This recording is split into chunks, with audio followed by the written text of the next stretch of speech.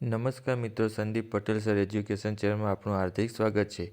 બાળકો, આજે આપણે ધોરણ 4ની અંદર વિષય પર્યાવરણ સ્વાધ્યાય પોથીની અંદર ભાગ 3માં પ્રકરણ નંબર 8 રિયા પહોંચી મામાના ઘરે તેનું સંપૂર્ણ સોલ્યુશન આપણે આ વિડીયોમાં જોઈશું. તો દરેક બાળકો શાંતિથી આ વિડીયોને નિહાળે. નમસ્કાર મિત્રો, સંદીપ પટેલ સર એજ્યુકેશન ચેનલમાં આપનું હાર્દિક સ્વાગત છે. આજે બાળકો આપણે ધોરણ 4ની સ્વાધ્યાય પોથી ભાગ 3ની અંદર પર્યાવરણની અંદર પ્રકરણ નંબર 8 રિયા પહોંચી મામાના ઘરે તેનું સંપૂર્ણ અને સચોટ સોલ્યુશન જોઈશું. તો બાળકો, પ્રકરણ નંબર 8 રિયા પહોંચી મામાના ઘરે. તો તેની અંદર પ્રશ્ન નંબર 1, નીચે આપેલા સંકેતો શું દર્શાવે છે તે લખો. બાળકો, અહીંયા જો પહેલી જે ચિત્ર આપ્યું છે તેની અંદર લખ્યું છે કે આગળ સારા છે, એટલે કે વાહન ધીમે આંકો. બીજા નંબરની ચિત્ર વોનનું દર્શન છે, વોન દર્શાવેલો છે, તેમાં કીધું છે વોન વગાડવો નહીં.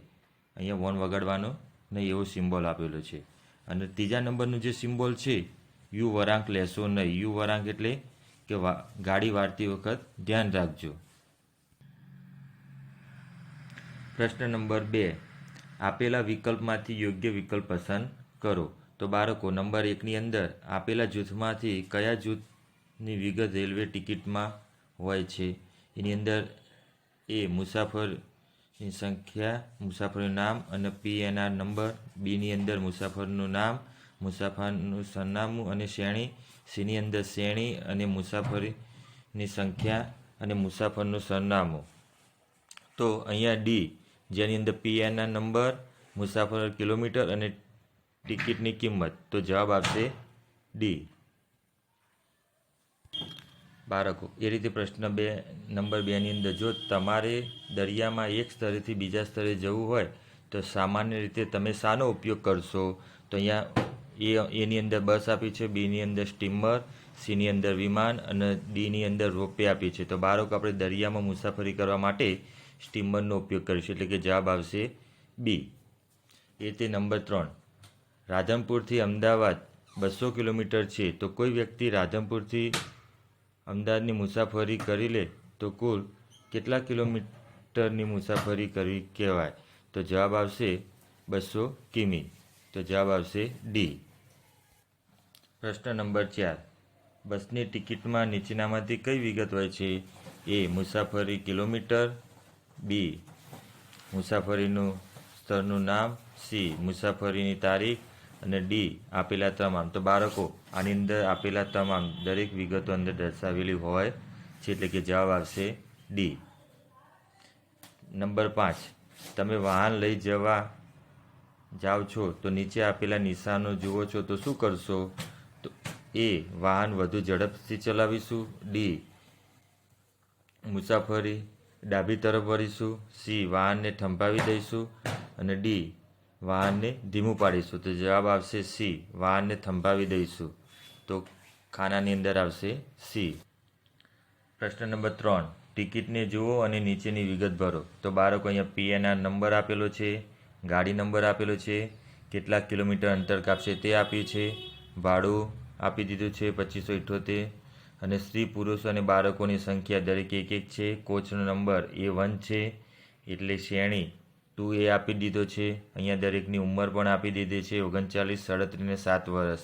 તો બાળકો, આના આધારે આપણે પ્રશ્નનો જવાબ એટલે કે વિગત ભરવાની છે.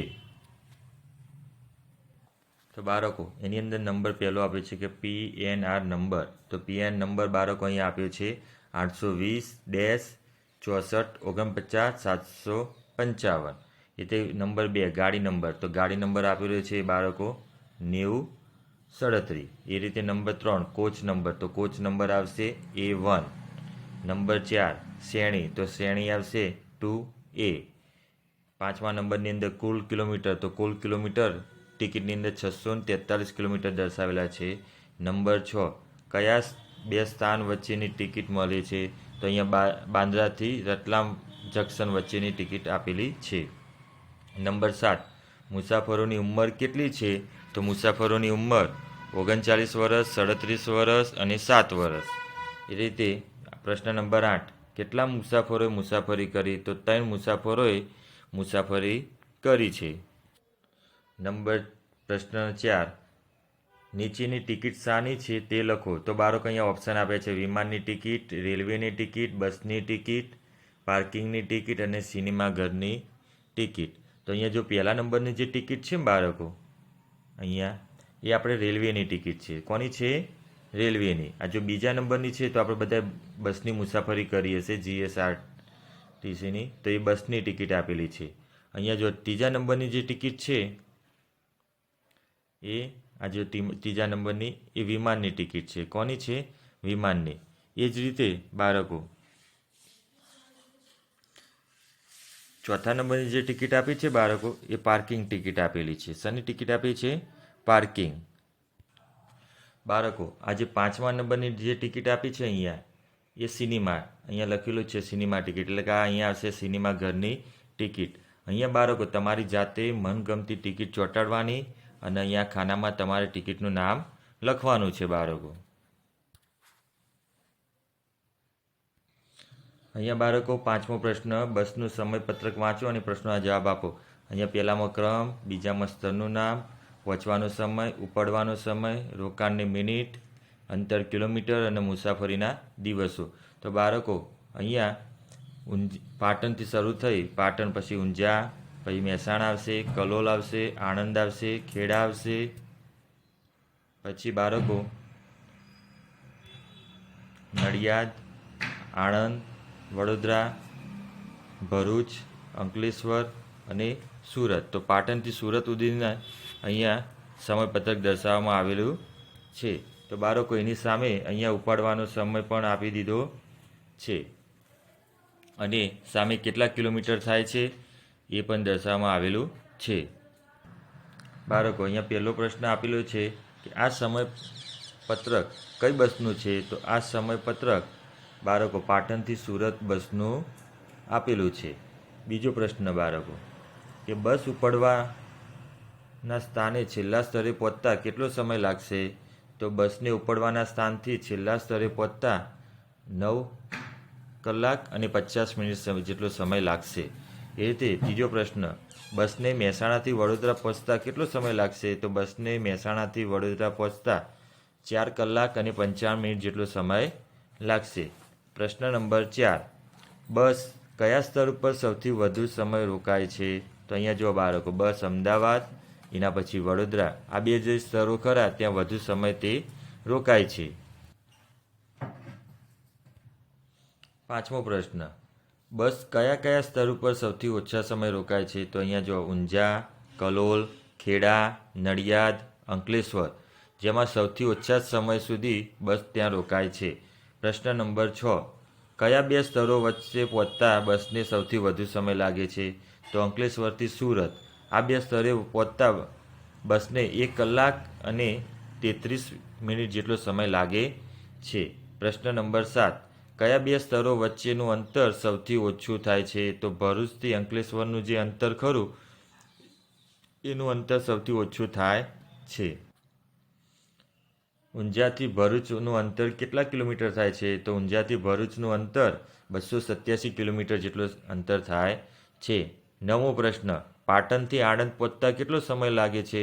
તો બાળકો આપણે સમયપત્રકની અંદર જોઈએ તો પાટણથી આણંદ પહોંચતા 5 કલાક અને 25 મિનિટ જેટલો સમય લાગે છે.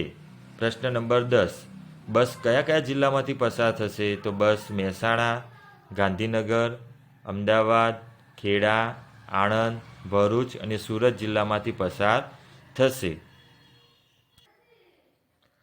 એ રીતે પ્રશ્ન નંબર 6, બે ટિકિટ વચ્ચે સમાનતા અને તફાવત લખો. તો બાળકો અહીંયા જે આપી છે એ જીએસઆરટીસી એટલે કે બસની ટિકિટ અહીંયા આપવામાં આવી છે અને અહીંયા જો બીજી ટિકિટ જે આપી છે ત્યાં રેલવેની ટિકિટ આપવામાં આવેલી છે. તો આપણે એ બેનો તફાવત શું છે એ આપણે લખવાનો છે બાળકો. તો બાળકો ટિકિટના આધારે આપણે બસની ટિકિટ અને ટ્રેનની ટિકિટ આ બંનેનો શું તફાવત છે આપણે અહીંયા લખવાનો છે. તો અહીંયા સ્તર દર્શાવેલ છે, અહીંયા પણ સ્તર દર્શાવેલ છે, એટલે કે સમાનતા બંનેમાં હોય એ લખવાનું. તો અહીંયા સ્તર દર્શાવેલ છે, તો અહીંયા અંતર દર્શાવેલ છે આ ટિકિટની અંદર અને ટ્રેનની ટિકિટમાં પણ અંતર દર્શાવેલ છે. એ રીતે બસની ટિકિટની અંદર તારીખ અને સમય દર્શાવેલ છે. એ રીતે ટ્રેનની ટિકિટમાં પણ તારીખ અને સમય દર્શાવેલ છે. એ રીતે બસની ટિકિટની અંદર મુસાફરીની સંખ્યા દર્શાવેલી છે. એ રીતે ટ્રેનની ટિકિટમાં પણ મુસાફરીની સંખ્યા દર્શાવવામાં આવેલી છે. હવે એ બે વચ્ચે શું તફાવત છે કે જે બસની ટિકિટમાં પણ ના હોય અને ટ્રેનની ટિકિટમાં હોય, અને ટ્રેનની ટિકિટમાં હોય અને બસની ટિકિટમાં ના હોય, તો અહીંયા બસ નંબર દર્શાવેલ નથી, તો ટ્રેનમાં ટ્રેન નંબર દર્શાવવામાં આવેલ છે. અહીંયા સ્ત્રી પુરુષ અલગ દર્શાવેલ નથી, તો ટ્રેનની ટિકિટમાં સ્ત્રી પુરુષ અલગ દર્શાવેલા છે. એ રીતે બસની ટિકિટની અંદર કોચ નંબર હોતા નથી, જ્યારે ટ્રેનની ટિકિટમાં કોચ નંબર અલગ હોય છે. બસની ટિકિટમાં ઉંમર દર્શાવેલી નથી, જ્યારે ટ્રેનની ટિકિટમાં ઉંમર દર્શાવવામાં આવેલી હોય છે. એ રીતે સાતમો પ્રશ્ન બાળકો, છેલ્લો જે પ્રશ્ન 7 પ્રશ્નોના જવાબ આપો. નંબર 1, આપેલા અલગ અલગ વાહનોમાં શા માટે મુસાફરી કરવી પડે? તો બાળકો, જમીન ઉપર મુસાફરી કરવા માટે બસ સ્ટેન્ડમાં કરવી પડે, દરિયામાં મુસાફરી કરવી હોય તો સ્ટીમરમાં કરવી પડે, અને હવાઈ મુસાફરી કરવી હોય તો વિમાનમાં કરવી પડે છે. આ રીતે આપણે અલગ અલગ વાહનોમાં મુસાફરી કરવી પડે છે. એ રીતે પ્રશ્ન નંબર 2, દરેક ટિકિટોમાં વિગત અલગ અલગ કેમ હોય છે? તો એનો જવાબ છે કે દરેકનું સંચાલન અલગ અલગ કરે છે, તેથી દરેક ટિકિટોની વિગતો કેવી હોય છે? અલગ અલગ હોય છે. પ્રશ્ન નંબર 3, સમયપત્રકને કારણે શું ફાયદા થાય છે? તો સમયપત્રકના કારણે તમે સમયસર મુસાફરી કરી શકો છો, એ સમયપત્રકનો ફાયદો હોય છે. તો બાળકો, ચોથો પ્રશ્ન 4, આપેલા કયા કયા ટિકિટ લેવી જરૂરી છે? તો આપણે રેલવેમાં, બસમાં, ટ્રેનમાં અને વિમાનની મુસાફરી કરવામાં આ બધી જગ્યાએ ટિકિટ લેવી જરૂરી છે. જ્યાં પણ ટિકિટ અવેલેબલ હોય તે દરેક સ્તર ઉપર ટિકિટ લેવી જરૂરી છે. એ રીતે પ્રશ્ન નંબર 5, તમારા વર્ગના સમયપત્રકમાં પર્યાવરણના કેટલા ત્રાસ છે? એટલે કે કેટલા પિરિયડ આપેલા છે? તો મારા વર્ગમાં સમયપત્રકમાં 6 તાસ એટલે કે 6 પિરિયડ પર્યાવરણના હોય છે. તો બાળકો, આપણે જોયું ધોરણ 4ની સ્વાધ્યાય પોથી ભાગ 3ની અંદર પ્રકરણ નંબર 8ની અંદર રિયા પહોંચી મામાના ઘરે, જેનું સચોટ અને સંપૂર્ણ સોલ્યુશન આપણે જોયું. જો બાળકો મારું તમને ચેનલ ગમી હોય તો મારી ચેનલને તમે સબસ્ક્રાઈબ કરો, બેલ આઇકન દબાવો, જેથી તમને રોજ નવા વિડીયો એટલે કે આવા સોલ્યુશન તમને મળતા રહે. આભાર.